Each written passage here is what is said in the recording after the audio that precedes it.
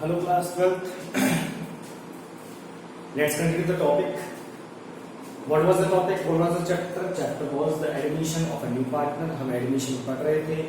And in the previous classes we have discussed about accounting treatment of goodwill. Previous class हमारी goodwill के बारे में थी कि जब नया partner आता है तो goodwill की क्या accounting entries करते हैं. और हमारा goodwill topic complete हो चुका है और हम आगे बढ़ने जा रहे हैं. अब देखिए जो हम पढ़ने जा रहे हैं फिर वो एक कॉमन टॉपिक है और हमने पहले भी पढ़ रखा है जब हम लोगों ने चैप्टर नंबर 2 पढ़ा था changing profit sharing ratio among the existing partner. यहाँ पर क्या हो रहा है, यहाँ पर भी क्या हो रहा है, जहाँ जो है नया पार्टनर आ रहा है तब भी रेशियो चेंज हो रहा है. तो जब भी रेशियो चेंज होता है हम लोगों ने सीखा है एक तो रिजर्व्स डिस्ट्रीब्यूट होते हैं, distribution of reserves and accumulated profits. वही एंट्री है, वही सब कुछ ट्रीटमेंट है जो पहले चेंज इन रेशियो के समय सीखा था. रिजर्व्स क्योंकि पुराने पार्टनर से बनाए हैं, प्रॉफिट लॉस जो भी पुराने पड़े हैं वो पुराने पार्टनर से कमाए हैं, तो पुराने पार्टनर नए पार्टनर के आने पर इसको क्या कर लेंगे, आपस में डिस्ट्रीब्यूट कर लेंगे, बांट लेंगे. तो इसकी क्या एंट्री होती है ये हमको सीखनी है. तो वही एंट्री होती है जो पहले हमने पढ़ी है. जैसे सपोज करो अगर हमारे पास जनरल रिजर्व है तो जनरल रिजर्व अकाउंट डीआर कर देंगे. हमारे पास पी&एल अकाउंट का बैलेंस पड़ा है, सीआर बैलेंस प्रॉफिट, उसको भी डीआर कर देंगे क्योंकि दोनों का बैलेंस सीआर होता है. अब हम उसको बंद कर रहे हैं, अकाउंट क्लोज कर रहे हैं, डीआर कर देंगे. कुछ स्पेसिफिक रिजर्व होते हैं जैसे वर्क में कंपनसेशन रिजर्व अकाउंट दिया, या फिर इन्वेस्टमेंट फ्लक्चुएशन रिजर्व अकाउंट दिया. ये हम पार्टनर से बांटते हैं. सारे रिजर्व का बैलेंस सीआर क्लोज करेंगे, डीआर कर देंगे और पार्टनर से बांट देंगे. कौन से पार्टनर्स में? ओल्ड पार्टनर्स में, क्योंकि नए पार्टनर को तो इसमें हम हिस्सा देंगे ही नहीं. ओल्ड पार्टनर्स कैपिटल अकाउंट, और ये बांट देंगे हम इनके ओल्ड रेशियो. इसके लिए हमने बात कही थी कि ये पूरे डिस्ट्रीब्यूट नहीं होते. वर्कमैन कंपनसेशन और इन्वेस्टमेंट फ्लक्चुएशन रिजर्व ये डिस्ट्रीब्यूट होते हैं जितना आपके पास एक्सेस अवेलेबल है. एक्सेस मतलब एक्स्ट्रा. जैसे मैंने एक पहले एग्जांपल दिया था, मान लो वर्कमैन कंपनसेशन रिजर्व आपने बना रखा है 10,000 और आपके वर्कमैन कंपनसेशन की लायबिलिटी बन जाती है. अब ये इसी के लिए बनाया गया है, स्पेशल रिजर्व है, इसी पर्पस के लिए बनाया है. कोई वर्कमैन की कोई लायबिलिटी आएगी तो अपन लोग यहाँ से निकाल लेंगे. मान लीजिए लायबिलिटी बन गई आपकी 5,000, तो अब आपके पास एक्सेस बैलेंस कितना है इस रिजर्व में? 5,000. तो आप 5,000 रुपीज क्या कर देंगे, पार्टनर्स पे डिस्ट्रीब्यूट कर देंगे. यहाँ पर वो एक्सेस रिजर्व आएगा अगर हमारे पास कुछ है. और अगर ऐसा हो जाए कि सपोज वर्कमैन की लायबिलिटी 10,000 ही हो तो हमारे पास एक्सेस कुछ भी नहीं है तो हम पार्टनर्स में यहाँ डिस्ट्रीब्यूट नहीं करेंगे. ऐसा भी हो सकता है कि हमारे पास यहाँ 15,000 का रिजर्व हो जाए, मतलब लायबिलिटी हो जाए, रिजर्व बचता ही वो भी कुछ एक्सेस नहीं बचता. अच्छा, इस केस में क्या करते हैं, 5,000 का जो लॉस है कि भाई रिजर्व में से निकल गया, उसके बाद भी 5,000 कम पड़ रहे हैं रिजर्व में से, तो फिर हम लोग रिवैल्यूएशन से वो लॉस को निकालते हैं. वो हम आगे बात कर लेंगे रिवैल्यूएशन के साइन पर. और यहाँ पर लेकिन कुछ रिजर्व का कुछ नहीं बचता. रिजर्व तो पूरा लायबिलिटी को कवर कर दिया 10,000 रुपए, तो पार्टनर्स में डिस्ट्रीब्यूट नहीं होगा कुछ भी. इसी तरह इन्वेस्टमेंट फ्लक्चुएशन रिजर्व बनाया जाता है. इन्वेस्टमेंट की वैल्यू में अगर कोई चेंज हुआ है तो इस इन्वेस्टमेंट को जो है जो वैल्यू रिड्यूस हुई है, उस लॉस जो है इन्वेस्टमेंट की वैल्यू कम होने पर हुआ है. जब हम लोग डिस्ट्रीब्यूशन करते हैं एडमिशन के समय पर हम रिवैल्यूएशन करते हैं एसेट लायबिलिटी का, उसमें हमें पता चल रहा है कि इन्वेस्टमेंट की वैल्यू कम हो रही है. तो इन्वेस्टमेंट की वैल्यू में जितना कमी हुआ है वो हम इस रिजर्व से निकाल लेंगे. एक्स्ट्रा बचेगा तो बांट देंगे, नहीं बचेगा तो नहीं बांटेंगे. सीधी बात है, ठीक है. तो ये हो गया रिजर्व को डिस्ट्रीब्यूट करने की एंट्री. इसके लिए देखो पहले भी वीडियो बना चुका हूं, मैं क्लास बता चुका हूं. ये सेम ही टॉपिक है, कोई बदलाव नहीं है, कुछ 1% का भी चेंज नहीं है. तो आप वो वाली वीडियो भी देख सकते हैं. जब मैंने आपको चेंज इन रेशियो का रिवीजन भी कराया था उसमें भी ये बात मैंने कवर कर रखी है. तो मैं नेक्स्ट मतलब अगली इसलिए थोड़ा सा स्पीडली इसको ले रहा हूँ क्योंकि ये हम लोग ऑलरेडी डिस्कस कर चुके हैं. और मैं आपको बता दूं ये तो एडमिशन चैप्टर है, आगे हम रिटायरमेंट चैप्टर पढ़ेंगे, वहां पर भी ये चीज होगी. रिटायरमेंट के टाइम पर जब एक पार्टनर जाएगा तब भी वो जो पुराने प्रॉफिट्स रिजर्व से वो बांटेंगे, तो मुझे उसको नए पुराने पार्टनर को उसमें अपने क्या देना, हिस्सा देना, शेयर देना। अब ये तो था एक्यूमुलेटेड प्रॉफिट्स। अब मान लो आपके पास कोई एक्यूमुलेटेड लॉसेस है। एक्यूमुलेटेड लॉसेस में क्या होता है, जैसे पीएनएल का बैलेंस होता है टीआर लॉस, पीएनएल का बैलेंस सीआर होता है, तो प्रॉफिट होता है वो पार्टनर्स के ऊपर बांट देंगे। इसी तरह कोई डेफर्ड रेवेन्यू एक्सपेंस होता है, जैसे एडवर्टाइजमेंट सस्पेंस अकाउंट कोई खुला हुआ है, तो ये सब हमारे लिए एक्यूमुलेटेड लॉसेस हैं। जब इसको हम डिस्ट्रीब्यूट करेंगे तो लॉसेस को जब हम बांटेंगे तो पार्टनर की कैपिटल डेबिट हो जाएगी, ओल्ड पार्टनर्स कैपिटल अकाउंट दिया। जैसे प्रीवियस क्लास में हमने गुडविल टॉपिक पढ़ा था कि गुडविल का अकाउंट अगर पहले से ओपन हो तो वो भी क्लोज करना है, क्योंकि गुडविल भी है तो कैपिटल लॉस, क्योंकि आपने अगर गुडविल खरीदी है, आपने बुक्स में दिखा रखी है, इसका मतलब आपने कोई चीज पर ज्यादा पैसा दिया है और आपने गुडविल अकाउंट डेबिट कर दिया, तो नया पार्टनर बोलेगा ये भी लॉस है, इसको भी क्लोज करो। तो वहां पर हम लोग गुडविल अकाउंट जो डेबिट हमारी बुक्स में असेट है उसको हम क्या करते हैं, बांटते में या क्लोज करते समय old partner capital account debit कर देते हैं टू गुडविल। इसी तरह यहां क्या कर देंगे, to PNL balance DRL loss है इसलिए, और टू एडवर्टाइजमेंट सस्पेंस अकाउंट, और ये भी हम बांट देंगे ओल्ड रेशियो में। समझ में आ गई बात करें? तो ये सेम अकाउंटिंग है जो हम लोग चेंज इन रेशियो के समय करते थे, एडमिशन के टाइम पर भी कर रहे हैं और आगे रिटायरमेंट के टाइम पर भी। मैं आपको एक बार फिर बताऊंगा इसके बारे में, क्योंकि ये रिजर्व्स आप समझ सकते हो पुरानी चीजें हैं, प्रॉफिट का हिस्सा है जो पार्टनर्स ने रखा हुआ है, डिस्ट्रीब्यूट नहीं किया आपस में। और जब कोई पार्टनर फर्म में नया आएगा तो पुराने पार्टनर क्या चाहेंगे कि इन रिजर्व्स को आपस में बांट लिया जाए ताकि नए पार्टनर का इसमें हिस्सा ना बने, और अगर आप नहीं बांटोगे तो नए पार्टनर का भी इसमें क्या बन जाएगा, शेयर बन जाएगा। समझ में आ गई बात की नहीं? यहां तक क्लियर है? अब हम लोग रिजर्व्स के बारे में बात करेंगे। एक टॉपिक और था हमारा जो कि कॉमन टॉपिक है, वो है revaluation of assets and liabilities. Okay, revaluation of assets and liabilities. Asset और लायबिलिटी का हम लोग करते हैं क्या, रीवैल्यूएशन, और रीवैल्यूएशन करके उस पर जो प्रॉफिट लॉस होता है उसको हम पार्टनर्स में बांट देते हैं। तो एडमिशन के टाइम पर भी ये रीवैल्यूएशन होता है, जो भी असेट और लायबिलिटी है उसकी वैल्यू रिवैल्यू की जाएगी, और उसके बाद देखा जाएगा कि वैल्यू कितनी बढ़ रही कम हो रही है। बढ़ रही है तो प्रॉफिट है असेट की वैल्यू, और कम हो रही है तो लॉस है।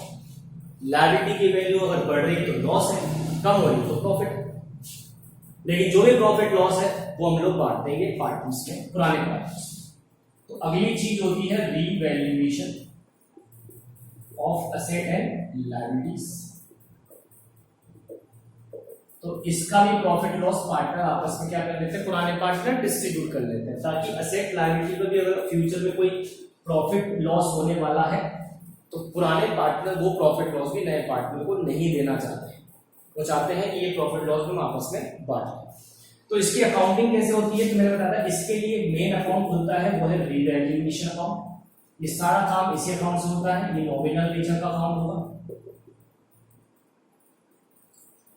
तो जैसे मान लीजिए इफ असेट की जो वैल्यू है वो इंक्रीज हो रही है और लायबिलिटी की वैल्यू जो है वो डिक्रीज हो रही है, तो ये हमारे लिए क्या है, ये हमारे लिए प्रॉफिट है। प्रॉफिट के केस में हम रिवैल्यूएशन को क्रेडिट कर देंगे, क्योंकि प्रॉफिट्स क्रेडिट होते हैं, तो हम लोग इस प्रॉफिट को कहां क्रेडिट कर देंगे, कौन सा अकाउंट में डाल देंगे, रिवैल्यूएशन में। और डेबिट कर देंगे क्या, कि असेट बढ़ रही है तो असेट डेबिट होती है, और लायबिलिटी वैसे क्रेडिट होती है लेकिन कम हो रही है क्योंकि प्रॉफिट हो रहा है आपको, तो हम लायबिलिटी को डेबिट कर देंगे कम होने पर। लायबिलिटी वैसे सीआर होती है बट कम हो रही है इसलिए क्या कर देंगे, डीआर। इसी तरह अगर असेट की वैल्यू कम हो रही है और लायबिलिटी की वैल्यू बढ़ रही है, तो इस केस में हमारे लॉस है तो रिवैल्यूएशन अकाउंट डीआर कर देंगे, मतलब ये हमारे लिए प्रॉफिट वाला केस हो गया और ये हमारे लिए लॉस वाला केस हो गया। ठीक है, तो रिवैल्यूएशन अकाउंट डेबिट करेंगे जब लॉस हो रहा है। लॉस कब हो रहा है, या तो असेट कम हो रही है तो असेट होती है डीआर, लेकिन कम हो रही है इसलिए सीआर कर देंगे। और लायबिलिटी बढ़ रही है इसलिए लॉस है, लायबिलिटी तो सीआर ही होती है, बढ़ रही है इसलिए सीआर ही करेंगे। से बढ़ने पर सेम, घटने पर अपोजिट, ठीक है, जो बैलेंस उनका होता है। और तीसरी एंट्री हम करेंगे, अब इस रिवैल्यूएशन का प्रॉफिट लॉस जो भी होगा वो पार्टनर से बांट देंगे। अगर नेट प्रॉफिट होता है, नेट प्रॉफिट का मतलब है कि रिवैल्यूएशन का बैलेंस सीआर है, मतलब आपने देखा जोड़कर कि रिवैल्यूएशन सीआर तो हो रहा है सपोज ज्यादा 10,000 से, डीआर हो रहा है मान लो 8,000 से, तो 2,000 का प्रॉफिट है, मान लो सीआर बैलेंस ज्यादा है मतलब प्रॉफिट ज्यादा है। अब ये प्रॉफिट पार्टनर्स आपस में क्या कर लेंगे, डिस्ट्रीब्यूट। पहले तो हम लोगों को प्रॉफिट लॉस सब रिवैल्यूएशन में डालना है और जो डिफरेंस है नेट अमाउंट लास्ट में बचेगा रिवैल्यूएशन का, वो हमें पार्टनर्स में बांट देना है। और ये काम भी ओल्ड पार्टनर्स में ही बांटना है, इसलिए एंट्री हो जाएगी ओल्ड रेशियो में। रिवैल्यूएशन का प्रॉफिट बांट रहे हो, प्रॉफिट बांट रहे हो, उसकी कैपिटल क्या हो जाएगी, क्रेडिट हो जाएगी, और जो है रिवैल्यूएशन अकाउंट डेबिट हो जाएगा, क्योंकि इसका बैलेंस क्रेडिट आ रहा है, उसको डेबिट करके बंद कर देंगे। और अगर लॉस आ जाता है, in case of loss, in case of loss, loss के केस में क्या होगा, रिवैल्यूएशन का बैलेंस डेबिट आएगा, रिवैल्यूएशन का बैलेंस आ रहा है डीआर, तो अब इसको क्लोज करेंगे तो रिवैल्यूएशन अकाउंट हो जाएगा सीआर, और ओल्ड पार्टनर्स कैपिटल अकाउंट क्या हो जाएगी, डीआर। जो कि लॉस बांट रहे हो कैपिटल कम होगी, लॉस नहीं बांटने पर कैपिटल कम होगी, तो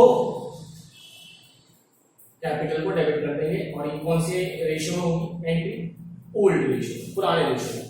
सब कुछ पुराने रेशियो में चलता है डिस्ट्रीब्यूशन का, पुराने पार्टनर्स में। केवल एक गुडविल जो नया पार्टनर लाता है वही हम सैक्रिफाइस के रेशियो में बांटते हैं, बाकी सारी चीजें ओल्ड रेशियो में चलती है। ये तो वही एंट्री की बात। अगर क्वेश्चन आपको कहता है you are required to prepare revaluation account, तो अकाउंट कैसे बनाएंगे, अगर एंट्री आती है तो अकाउंट तो बहुत सिंपल है बनाना, सिंपल सी बात है। रिवैल्यूएशन को डेबिट कब किया हमने, जब हमारे को लॉस हुआ। लॉस कब कब हुआ, या तो असेट की वैल्यू डिक्रीज हो गई, जितने अमाउंट से डिक्रीज हुई लिख देंगे, या लायबिलिटी की वैल्यू इंक्रीज हो गई, जितने अमाउंट से इंक्रीज हुई वो लिख देंगे। इसी तरह प्रॉफिट होगा तो सीआर लिखेंगे, प्रॉफिट कब होगा, जब असेट की वैल्यू इंक्रीज होगी और लायबिलिटी की वैल्यू डिक्रीज होगी, ठीक है। और लास्ट में हम लोग प्रॉफिट लॉस को क्या कर देंगे, पार्टनर्स में डिस्ट्रीब्यूट, सीआर से जोड़ेंगे, डीआर लेस करेंगे। अगर प्रॉफिट है तो पार्टनर्स में देंगे, टू पार्टनर्स कैपिटल, और कौन से पार्टनर, ओल्ड पार्टनर, कौन सा रेशियो, ओल्ड रेशियो, और जो भी प्रॉफिट का अमाउंट है डिफरेंस करके निकाल लेंगे हम, सीआर माइनस डीआर करके, सीआर से माइनस डीआर से ये प्रॉफिट होगा। और अगर सपोज डीआर से ज्यादा है, लॉस ज्यादा हुआ है, सीआर से कम है, तो ये लॉस है, लॉस भी होगा तो भी पार्टनर्स में बांटेंगे, ओल्ड पार्टनर्स में, ओल्ड पार्टनर्स कैपिटल अकाउंट दिया, ठीक है, यहाँ अकाउंट, और वही ओल्ड रेशियो। ये है लॉस, लॉस क्यों है, क्योंकि डीआर साइड ज्यादा है और सीआर साइड कम है, तो डिफरेंस का जो अमाउंट था हमने पार्टनर से बांटकर इस अकाउंट को क्या कर देना है, बंद कर देना है।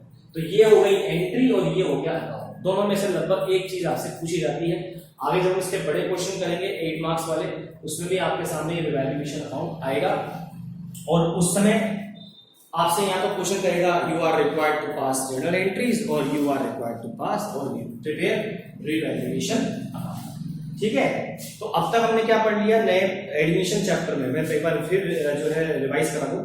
एडमिशन के समय हमने पढ़ लिया, जब नया पार्टनर आता है दो अमाउंट आता है, कैपिटल और गुडविल। कैपिटल उसकी खुद की, गुडविल जो है वो बुलाता है उन पार्टनर्स के लिए जो उसके लिए क्या करते हैं, सेक्रीफाइस, तो उन्हें हम लोग बांट देते हैं। उसकी अकाउंटिंग के हमने 3 केस पढ़े कि अगर प्राइवेटली गुडविल लाएगा तो एंट्री नहीं होगी, कैश में लाएगा फर्म में तो एंट्री होगी, cash to premium for goodwill और premium for goodwill to sacrificing partner. और थर्ड केस हमने कल पढ़ा था कि अगर नया पार्टनर गुडविल कैश में नहीं लाएगा तो हम लोग उसे करंट अकाउंट से गुडविल निकाल कर सेक्रीफाइसिंग पार्टनर्स को दे देंगे।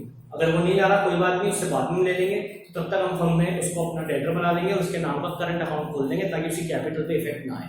तो करंट अकाउंट डीआर कर देंगे और टू सेक्रीफाइसिंग पार्टनर्स कर देंगे। अगर वो फ्यूचर में नहीं ला पाता कैश तो बाद में करंट अकाउंट का बैलेंस अल्टीमेटली कैपिटल अकाउंट से सेट ऑफ हो जाएगा, एडजस्ट हो जाएगा, बंद हो जाएगा, ठीक है। इसके बाद हमने पढ़ा आज कि इसके बाद क्या होता है, इसके बाद फिर वही गुडविल का ट्रीटमेंट हो गया एडमिशन पर, नए पार्टनर के आने पर, ये चीजें होने पर। इसके बाद हम लोग करते हैं वही जनरल रिजर्व, पुराने रिजर्व्स, पुराने एक्यूमुलेटेड प्रॉफिट लॉस, उनको बांट देते हैं। उसकी एंट्री हमने यहाँ सीखी, जैसे पहले सीखी थी वैसे सीखे। मतलब एडमिशन और चेंज इन रेशियो चैप्टर में रिजर्व्स, एक्यूमुलेटेड प्रॉफिट लॉस और रिवैल्यूएशन टॉपिक बिल्कुल सेम है, 1% का भी चेंज नहीं है। केवल एक गुडविल की अकाउंटिंग चेंज है, वहां हम गुडविल की एंट्री करते थे sacrificing gaining partner to sacrificing, जबकि यहाँ हम 3 केसेस में बांटकर उसकी एंट्री कर रहे होते हैं। रिवैल्यूएशन का बहुत सिंपल सा लॉजिक है, रिवैल्यूएशन करने पर एसेट या लायबिलिटी का ही रिवैल्यूएशन होगा।